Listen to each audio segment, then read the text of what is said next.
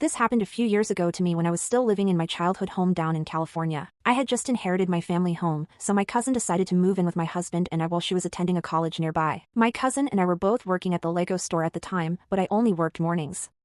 And my husband and cousin worked nights, so there were many nights where I was alone. A couple of weeks before this happened, I had been taking stuff out to my car when I realized a strange brown van with no back windows parked across the street.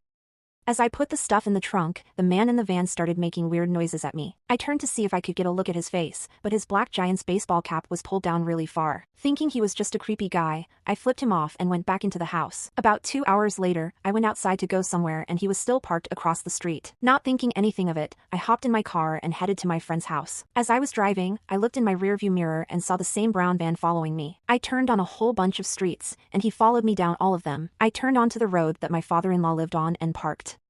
Thinking if the guy tried anything, I could just run there and be safe. When I pulled over in front of my father-in-law's house, the van slowly drove by.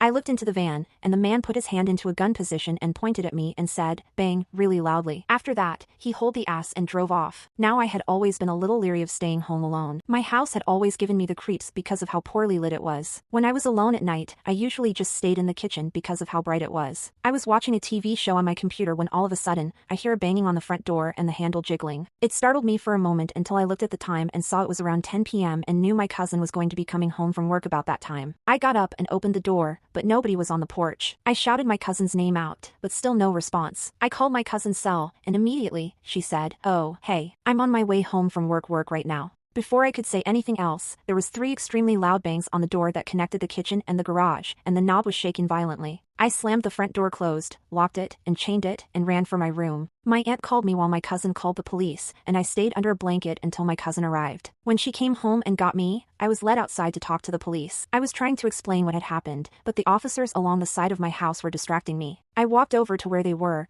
but one of the police officers held me back. They opened the gate and saw that the door to my garage was wide open, which we always leave locked. All of the officers in the area pulled out their guns and went into the garage, but nobody was in there. Afterwards, the police told me it was probably just some kids messing around. But if I ever get scared at home, to just call them and they'll send someone out. About a week later, I was watching something in my living room with my cousin and my husband. As I was passing by the window next to my front door, I realized there was a guy wearing the same baseball cap as the guy in the van standing outside on the sidewalk, staring at the house.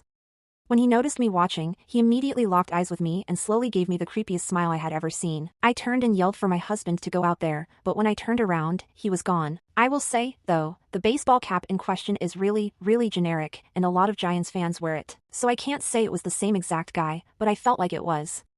3 days after that, I was home alone at night again. I was on edge, but I was trying to ignore it, telling myself that I was going to be okay. I was baking cookies in the kitchen when I thought I heard a knock at my sliding glass door. My whole body tensed up, and I slowly turned towards the door. The lights in the backyard were off, and the kitchen ones were on, so the glare on the window made it impossible to see if someone was outside. Everything was silent for a few seconds before someone banged on the door again. I screamed but fell paralyzed in fear. The person ran on the deck from the sliding glass door to the 2 windows in the living room and started knocking on them as well.